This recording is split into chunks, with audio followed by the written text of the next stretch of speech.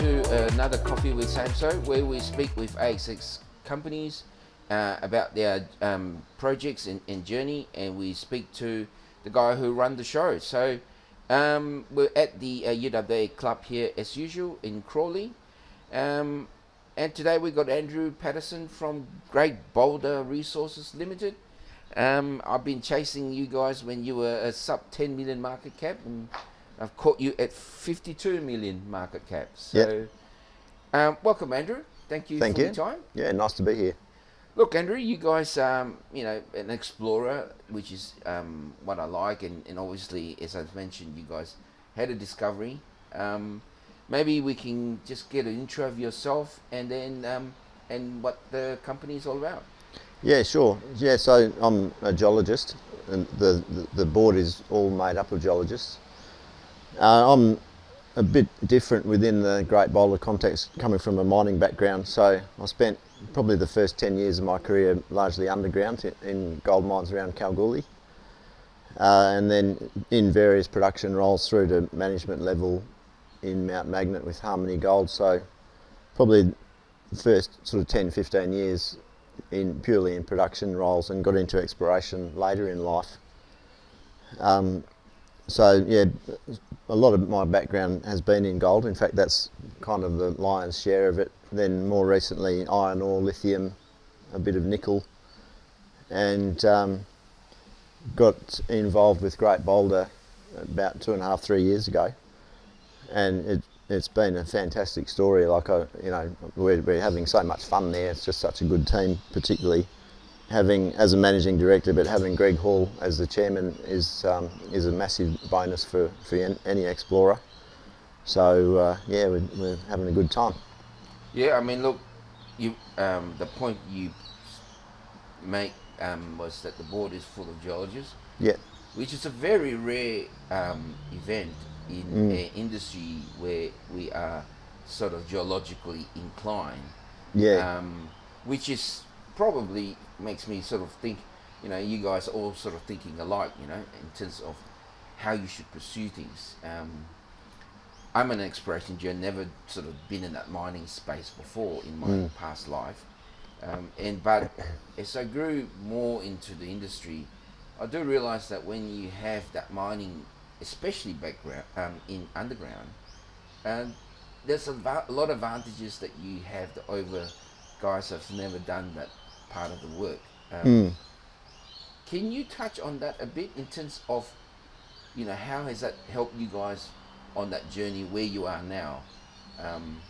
Yeah, I think that's a good point. So there's a couple of things there. Like, firstly, having a good grounding in production geology is useful for understanding what makes an economic deposit versus what might be kind of a theoretical win, but it's never going to be a mine. So it's easy for exploration geologists. It's a very technical discipline, as you know. It's sometimes a trap for exploration geologists to go down that rabbit hole chasing a conceptual target and proving themselves correct. But if there's not enough metal in the ground, it'll never be a mine. You need to be pretty pragmatic on when to decide if the project's no good and chop it and move on to something better. Yeah. And I think Great Boulder is pretty good at that. We've actually flicked off a number of projects in the last 2.5 years, relatively inexpensively.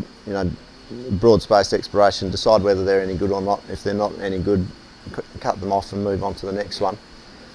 I kind of use an analogy that it's like walking around picking up shiny things until you find one that you like. Yeah. And we initially found whiteheads, and that went quite well, but then we decided that we needed a second string gold project, so we picked up Sidewell, and obviously that's been extremely successful for us. But I think the other thing, perhaps the weakness in having a board that's all geologists, is you don't always have a diversity of opinion, and three geos, you want to avoid the trap of groupthink. If we all agree, but we might all be wrong.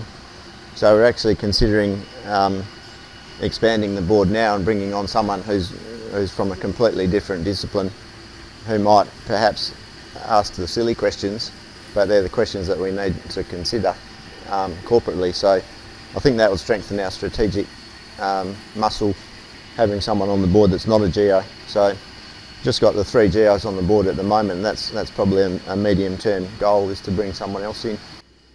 But they do say that if you put 3 geos together, you're going to get 3 different ideas, right? Or at least maybe more. But let's get into the meaty stuff. You know, your site well, obviously that's your main project now. I mean, I saw your presentation at the RIU recently, and I was, because as I said, you know, I was trying to chase you guys, but back then you didn't have that major story. But can you tell us about Sitewell? Yeah, and to be perfectly honest, we didn't know immediately that Sidewell had such a potential. We were looking at it. It was during the depths of COVID in 2020. My exploration manager Dan Doran and I were basically locked in the office. You know, everything was shut down. We couldn't work on our remote projects because they were closed off. So we spent 2 or 3 months on the internet just on WAMEX, reviewing projects, looking at what might be available. We came up with Sidewell fairly quickly because it was held by our existing joint venture partner, Scott Wilson. And then we looked at it, and he sent us the data that he had, and we collated everything off WAMEX, and it kind of looked interesting. And we thought, you know, maybe. So we put it to one side, and then we kept looking for another month or so, and then came back to Sidewell, and I took it to the board, and Greg said, you know, yeah, I think this is worth looking at. So we did a joint venture deal, and when we got on the ground, we immediately realised, you know, quite deep weathering is actually a fairly technical challenge, just targeting RC drilling there. So we spent about 6 months doing air core drilling, just building up a targeting model using multi-element chemistry.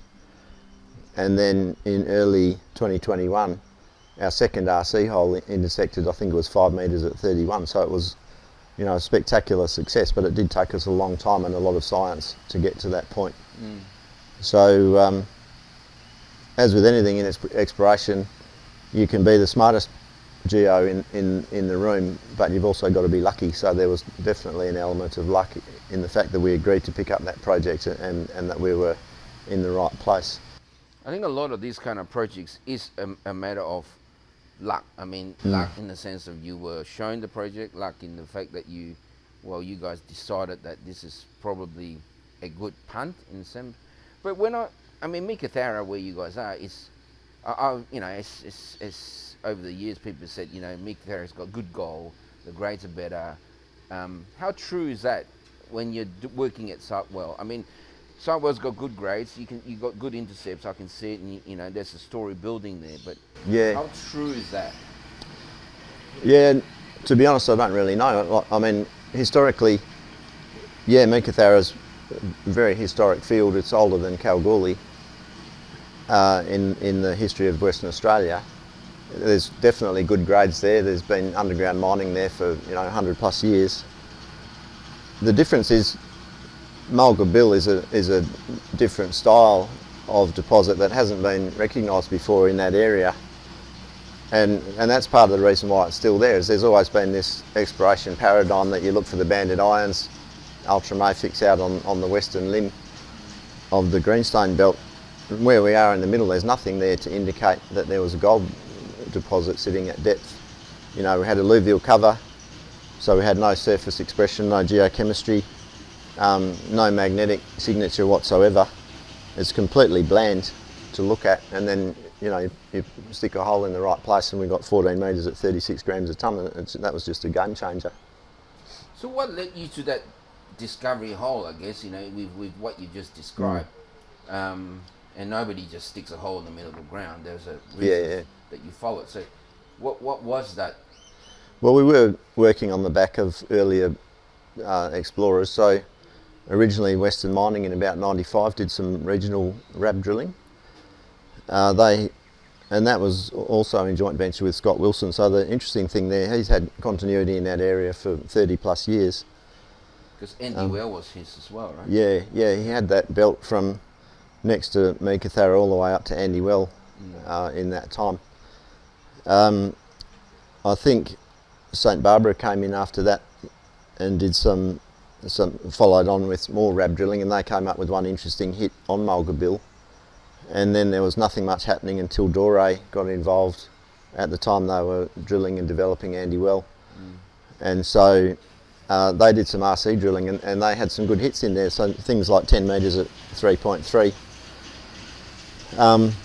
Enough quality to show that there was gold there, but not enough data to figure out what it was. And it was pretty, their drilling was very broad space, mostly on 400 metre fences. Okay. So it was kind of enough to realise there was something there and there was a target. But when we got on the ground and had a look at it, we realised that it was quite a technical challenge. And we were just lucky, you know. Dore may have gone on with it, except that they got busy at Andy Well, and then later on Narweeda, and then again Deflector. So they always had higher priorities. As this became our number one priority, we were able to progress it fairly quickly. When I look at where you guys are, obviously the Andy Well and the rest of they seem to be sitting in one sort of continuous strike. And you mentioned that this was sort of off that and away. And exploration is always about, you know, going where people didn't think so. And we got many examples recently, right? And I think it's due to the fact there's more money in the industry to allow for this kind of things. Yeah. How, I mean, when I look at your intercepts and your strike, you're talking about 6 kilometers of mineralisation. You had recently a drill hole last campaign. Small width, but good numbers, which means that you've got something there. Yeah. And that sort of extends your strike to 6Ks. A lot of people can't imagine what 6Ks is, right? Yeah. Because a mine can be only a couple hundred meters strike length, and that's a mine that goes on for 10 years. Yeah. So is this a mining province, a new province, a new camp that you could imagine? Yeah, that's a really interesting question. So immediately south of us and the long strike from Mulga Bill is Samso, who's obviously our neighbour, and they listed on the ASX just a couple of weeks ago. So they're a machine learning company, or essentially a technology company that are using machine learning to generate gold exploration targets. Yeah. So yeah, really exciting to consider the potential there that their thing might join up to ours in some form. And then when you continue further south, you have there's other explorers between us and Gabonintha, which is about 30 kilometres away, which is kind of starting to suggest that the centre of the greenstone belt through there is a really interesting place to be. Yeah. So yeah, it's certainly something to watch. I reckon over, it won't be overnight, but over the next 3 to 5 years of all of those companies exploring, there's going to be quite a lot of activity. In terms of grades, I mean, we look at numbers, and I always have to say, let's not worry about what the geology is. And if you've got good grades, good numbers, then there's something to worry about. Is it different from, your neighbouring, like the Andy Wells on the other side, or is there anything different about the geology? Yeah, there is. So firstly, there's a lot that we don't know, and we're still kind of learning all the time. Every time we do a drill program, we learn more. But the geochemistry is indicating, the geochemistry and the mineralogy is indicating that it's an epithermal, it looks like an epithermal system. So it's really unusual. And there's a really strong association with bismuth. But we've also got silver and copper in there. So, initially we thought, so it's some sort of intrusive related gold system. Then we did a gravity survey expecting to see a big intrusion at depth driving it, and we didn't see that. So that then asked a new question, like, well, okay, so where's the intrusion? What's driving the system? So we don't know that. Yeah, as I said, it does look like an intermediate sulfidation epithermal, which is completely different certainly for Meekatharra, but in the Archean and in WA it's different. So technically that's fascinating. We're going to have, I think, a lot of fun figuring all that out. We'll probably sponsor a master's thesis or something along the way to solve that question.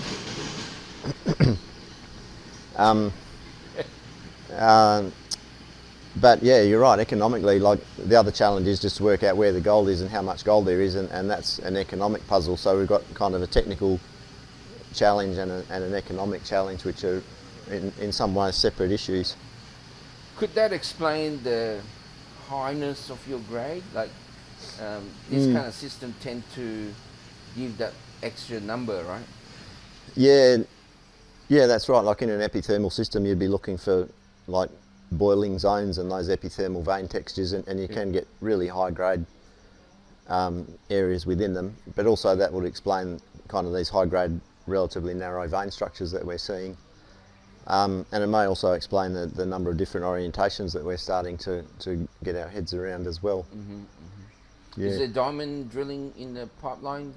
Yeah, we're diamond drilling now, so we'll have a diamond rig on site for another 2 or 3 weeks. Okay. And we'll continue doing that more and more through this year in campaigns, and RC drilling almost continuously in the background as well. Okay. And when you guys are out there, obviously you've had a bit of drilling, you know some concept of your landscape there.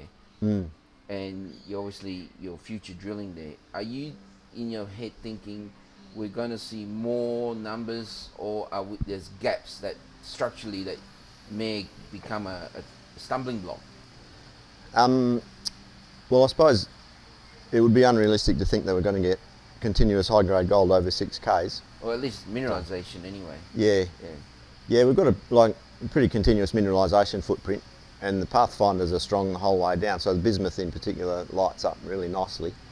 But yeah, there's obviously anything 6Ks long, if you're drilling it on 50-metre spacings, that's a lot of drill holes. Yeah. So it's going to take us a while to figure that out. In your presentation, I can see for Site Well Mulga Bill, in your long section, you talk of this other 500 metre of strike.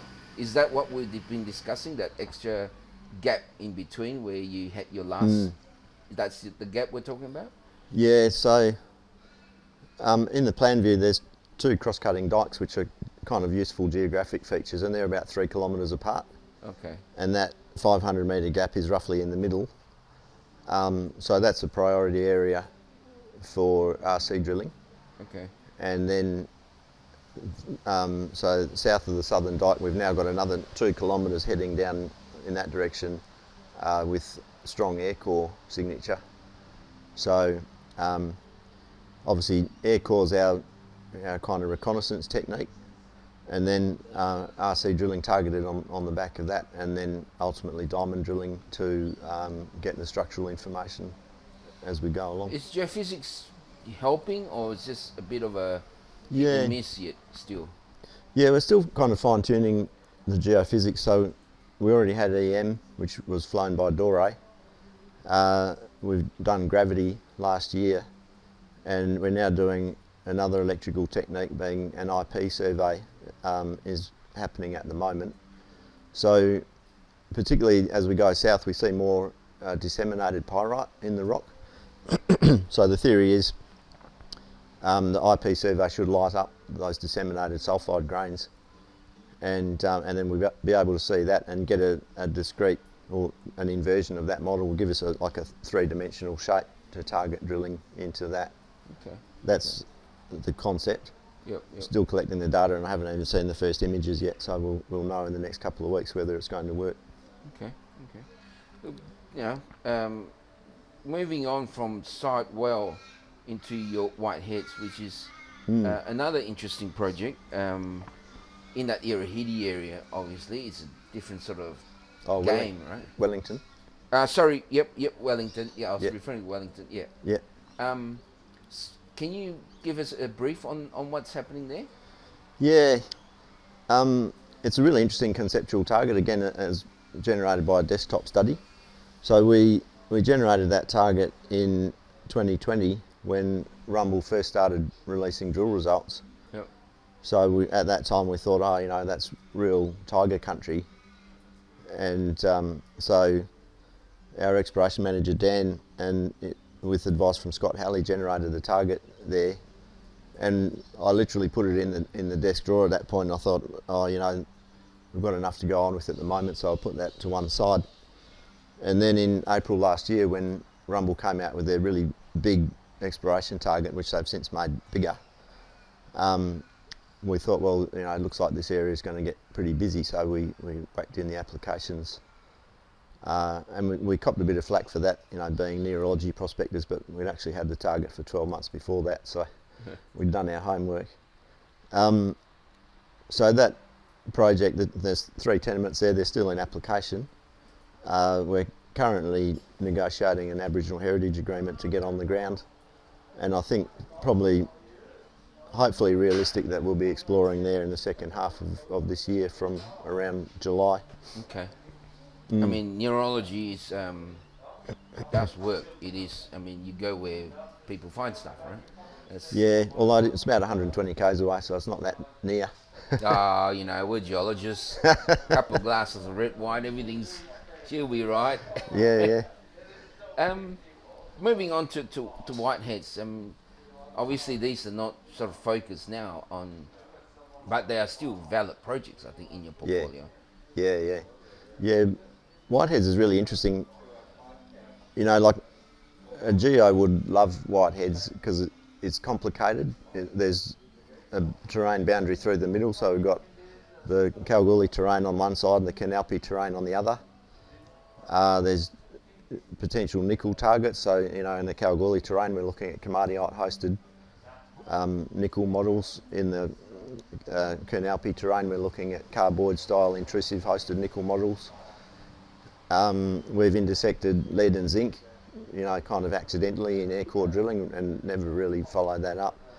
We're primarily dealing with it as a gold project, but that sort of polymetallic flavour means it's really, really interesting, and it's quite a big project as well, and there's dozens of prospects there. And in fact, it's one of those old projects where you kind of spoiled for choice in terms of what to drill next. So that's a challenge, kind of sorting and prioritising the targets. I'm looking at your grades here. I mean, 36 metres, 52 metres. It's not really something that, I mean, this would be a flagship project for most companies. Yeah, and we were pretty happy. That was a greenfields discovery actually at Blue Pole. So and that was our strategy, was, you know, when anyone who picks up a tenement within 100 k's of Kalgoorlie is going to have had a lot of boots on the ground already. So there's really not a lot of value in thinking that you're smarter than everybody who's been there before. So we deliberately set about exploring in parts of the project that hadn't had any geochem or hadn't had any drilling. We weren't just going to back the rig up and drill under old workings, you know, because that didn't make much sense. So we knew that Arsenal trend over Blue Poles was a nugget producing area. So we did auger geochemistry, and that came up really strong with quite a coherent 20 ppb gold anomaly in the soil. Yep. Drilled it with air core and didn't really get that much in the air core, but we got some nice bottom of hole gold, reasonably continuous.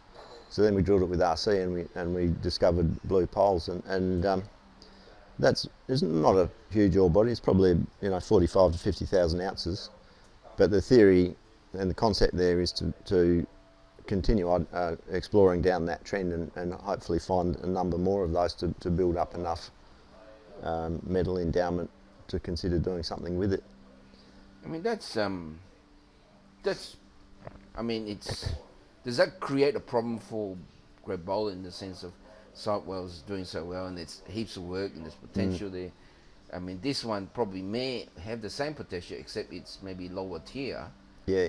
In terms of timing, not in terms of endowment, because you never know what you find, as you said, right? Going down the strike there. So does that create sort of a issue for you guys, or? Not for us, because our focus is very much on Sidewell, so like we're completely pointing towards moving sidewell forward as quickly as we can, and the longer term view is to take that through economic studies and hopefully build a mine there.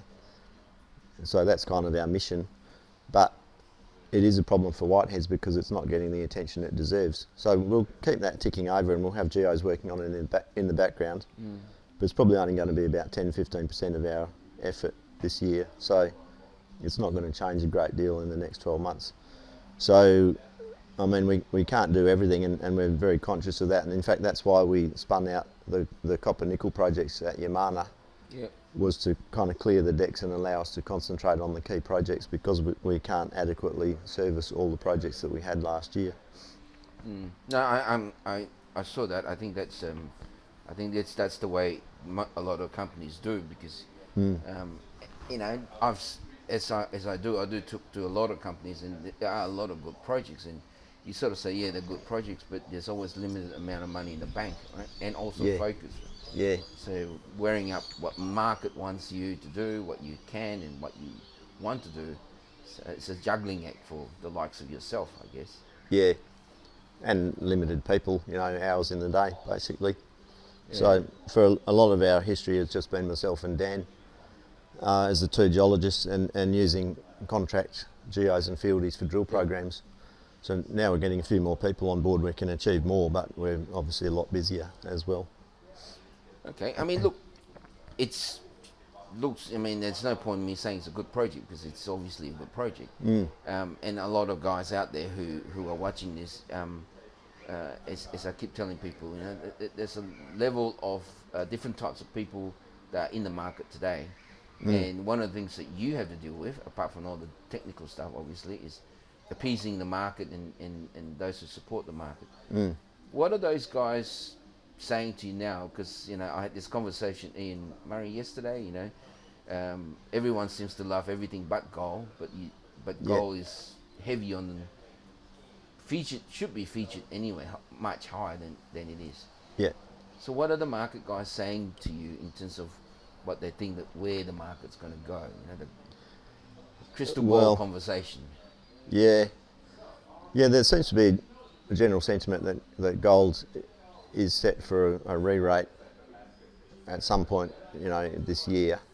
And I guess the current global uncertainty tends to be good for the gold price as a historic kind of benchmark.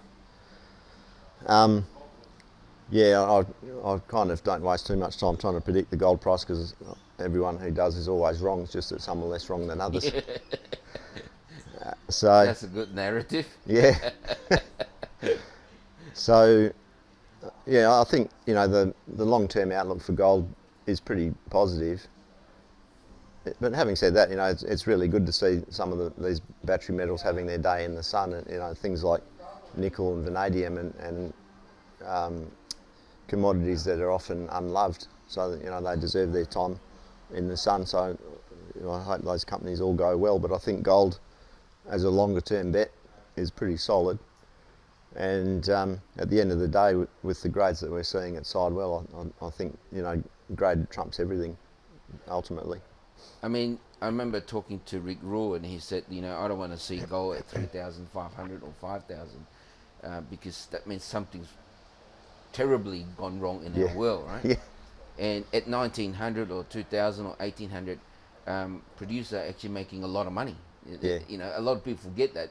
Although we use the word they're unloved, but they are, you know, making a lot of money. Yeah, yeah. And at this pricing for explorers, it's still a good market. It just means that everybody is getting the limelight. Just, you know, the lithiums and everything else. But yeah, I think that's the key. I mean, going forward, you know, in terms of for the guys who are out there who are sort of wanting to know the story of Great Boulder, what is the news flow? I know we've touched on a fair bit of that today. What is the news flow going forward from that point of view? Yeah, that's a good question. And I need to touch on assay turnaround as one of the key bottlenecks in news flow. So the background there is that at New Year we changed assay labs, but we're still dealing with a really big hangover of samples from last year. So even as far back as October, we're still waiting on assays, and with a turnaround now pushing about 120 days or 4 months. Yeah. So that's a big problem, and it's less so for us, but it's more about expectations, because I did expect to have all those results in the market by now, and we just physically don't have them. And then I was expecting to have them all by the end of February, and we still don't have them. So as we sit here today, I think we may be still another, say, 3 weeks away from getting, or even 4 weeks from getting all those assays back, which is quite disappointing. Yeah. The key point though is that we're drilling, so I know some companies are actually having to defer drilling programs because they haven't got the numbers back from last year to plan the next round. So fortunately we're not in that position. We've got 2 rigs on the ground today. We've got the diamond rig and an air core rig. Drilling again with RC in probably late March. We've got the IP survey happening at the moment. We've got metallurgical testing being finalised hopefully this week. So I hope to have results from that perhaps next week. So there will be quite a lot of news flow, and the backlog of assays will probably be coming out in batches. So we might get 8 holes back at a time and put those out. So that might be 3 or 4 ASX announcements, then the IP announcement, the metallurgy announcement, and then a hell of a lot more drilling. So what we're budgeting is continuous RC drilling from May for the rest of the year. A second RC rig coming in around July, August, also for the rest of the year. So that'll combine with ongoing air core and diamond drilling. That'll give us about 100,000 metres for 2022, which is a really big target. And then if all goes well, our other targets, which are also pretty ambitious, are a mineral exploration target to be estimated around the middle of this year, and then a JORC inferred resource by the end of the year. So that's going to require a lot of drilling and a lot of work and answering a lot of technical questions between now and then. So it is quite a stretch target, but that's what we're aiming towards. Okay. I mean, I guess Alan Kelly talked about the issue with the timing assays, and a lot of people have said that to go, like I'm listening to you doing drilling continuously, there's a fair bit of confidence that you're giving to understanding mineralisation or knowing that where you've got something. Yeah. Because drilling's expensive, as we all know. Yeah. And getting 0.00 back can be very costly. Yeah. Where is your confidence level in that sense of, not saying drilling blind, but having that confidence? I mean, nobody goes out and just blanket drills thinking that let's hope on a prayer that you're right. Yeah. Nobody does that. So where is that level of confidence that you carry to do that? Well, or where is it coming from, I guess? Yeah, good question. So it's coming from a number of different sources. So in terms of the geology, firstly that we've got pathfinders and high-grade gold now over 6 kilometres is just an astonishing result in itself. And as you said, people sort of sometimes can't grasp the size of something that's 6 k's long, but for Perth investors, I use the analogy that our office is in the middle of West Perth, and that's about the distance from there to the Raffles Hotel in Applecross is about 6 k's, so it's a bloody long way. Yeah. So that's one thing. Secondly, the geophysics is starting to look really positive and large scale. And then the alteration that we're seeing, we've done quite a lot of lithogeochem and alteration studies, including with the CSIRO last year. And what we're seeing is the alteration is so widespread that we haven't actually seen the edges of this system, either out to the sides or along strike. So whatever system we're in, we haven't seen the edge of it yet. So that's pretty amazing. So that all gives me the confidence that we're dealing with something that's really big. And then when I say, I've publicly said that I think that there's a 1 million ounce potential there, which is really a transformational opportunity for a little company like Great Boulder. I actually think there's, in terms of volume, there's plenty of room for 1 million ounces. In fact, if you're identifying grades at 1 ounce a tonne, it doesn't actually take many tonnes to get to 1 million. So I'm not uncomfortable with that expectation. So in terms of our confidence for drilling, it's extremely high. But having said that, like you said, you just won't go out and just blanket drill, because you can even miss everything. So we're going to be doing everything we can to target each hole as efficiently as possible. And that's where the diamond information comes in really, really important, because it gives us all those 3D structures. So with every hole we'll know which structure set we're targeting, which orientation we're targeting, and we'll try and hit them as often as we can. Looks like we've got a friend. I guess that's where having a board that's geologically inclined helps in understanding, like, your confidence, of where you think we should be going, sort of relatively blindly without the numbers, I guess. Yeah. But what I do like about you guys more and more is, the fact that it's new environment, you're getting the good hits, which shows that there's a cooking system there already. Yeah. And it looks like, and as an eternal optimist exploration geologist, you like the fact that your bets are with you in terms of, as you said, your confidence level, right? Yeah. I mean, when you think about, we potentially are going to do some drilling without numbers, structure and geophysics, is that something that your knowledge about the structure and the geophysics, does that give you that added confidence that you are on the right track? Yeah. So the geophysics is really broad brush. It might give you a target, say 1 kilometre long, and you can be within 50 or 100 metres of it, but it's not really more specific than that. Whereas the diamond drilling will give you structures exactly in space, given that you need to have the diamond holes in the right place to start with. So that's the challenge. Yeah. You've got to have a fair few diamond holes to build up that network of information along the strike of the thing as well. So, and that's what we're working on at the moment. It's not a huge program, it's about 2,000 metres at the moment, but we'll be probably doing several of those this year to infill all those gaps in our knowledge, and use that as well. I mean, one of the questions, I guess, for a lot of punters, and you went from a 10 million market cap to 50, so it's a 5 bag already. Yeah. And I've got my own thoughts on this, but what would you say to those guys out there now that's saying, they've done the 5 bags, this is very high now? So what would you say to those guys? Yeah, in my view, I think you would be hard pressed to find a better gold project on the ASX in a company worth less than 100 million market cap. Which is not to say that I'm not saying today that we're worth 100 million, but I'm confident that we will be.